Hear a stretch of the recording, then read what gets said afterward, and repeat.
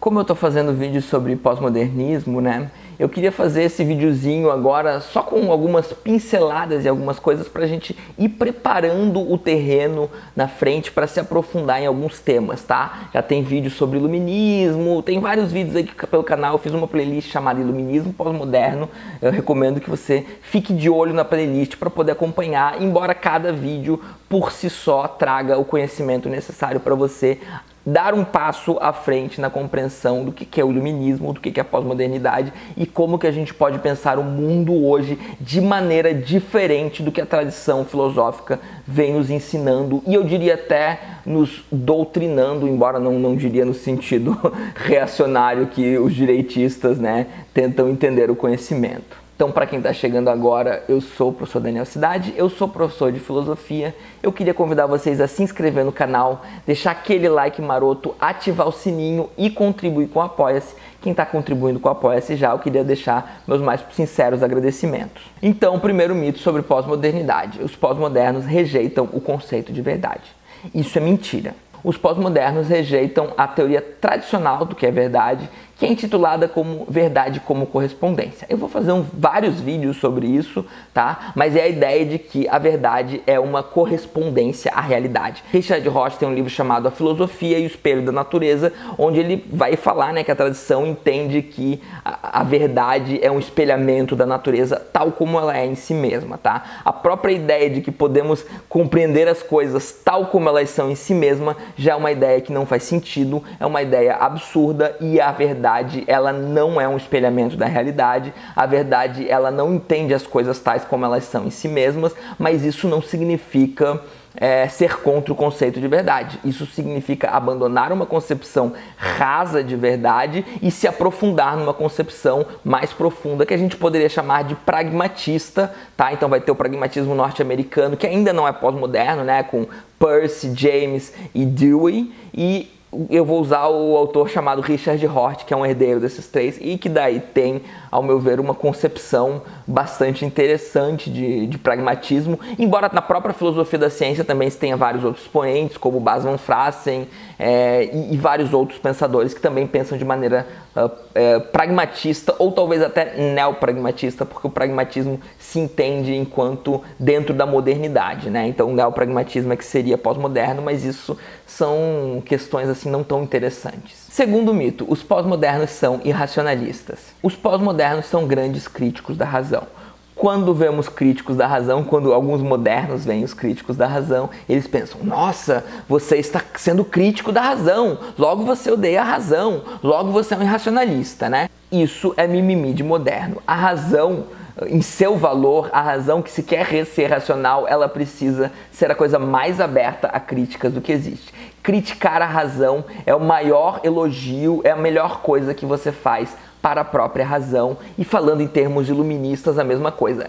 Criticar o iluminismo é criticar, é estar sendo iluminista. Então os pós-modernos são sim críticos à razão, mas eles não fazem em nome da desrazão, em nome do irracionalismo. O próprio Foucault, que é o famoso pensador pós-moderno, vai dizer a razão é opressora, a desrazão pode ser igualmente opressora ou até mais. Então são críticos da razão, mas não é um abandono da razão.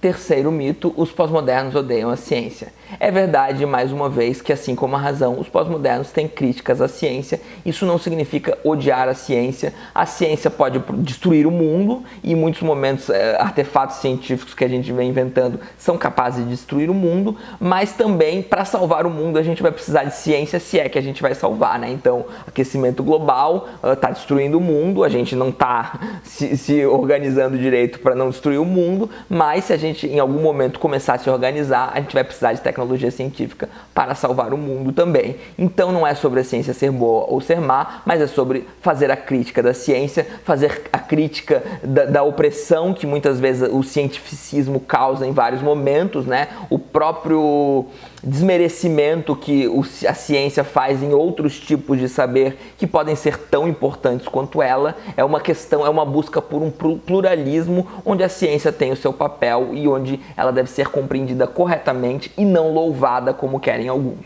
Quarto mito, os pós-modernos são relativistas. Isso é um falso problema, o Richard Roth tem um artigo sobre isso.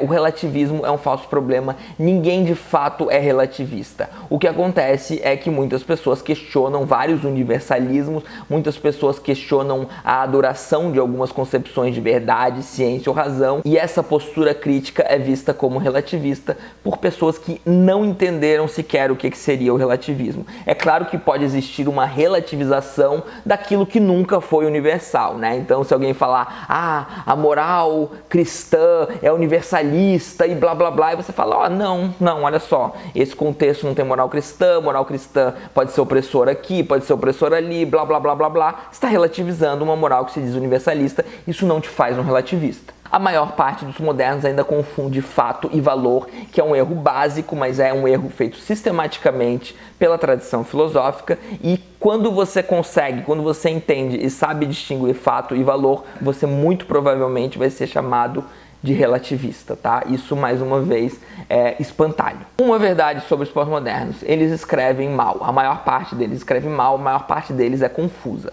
Isso não foi criado pelos pós-modernos. Na própria tradição moderna, o próprio Kant já vai escrever pior do que praticamente todos os autores pós-modernos. O próprio Hegel, então, nem se fala, tá? Então, na tradição da modernidade, no próprio iluminismo, a gente vai ter vários autores que escrevem muito mal, e esse mau hábito vai ecoar até a pós-modernidade, tá? Eu vejo muita gente falando sobre, escreve mal, não dá para entender direito. É verdade, muitas vezes não dá para entender, mas dá para fazer essa crítica para modernos e pós-modernos, e também dá para mostrar vários modernos e pós-modernos que escrevem bem. A própria filosofia analítica, que é moderna, ela é bastante confusa, vamos combinar, né? Quem já leu o texto de um analítico sabe que é bastante confuso.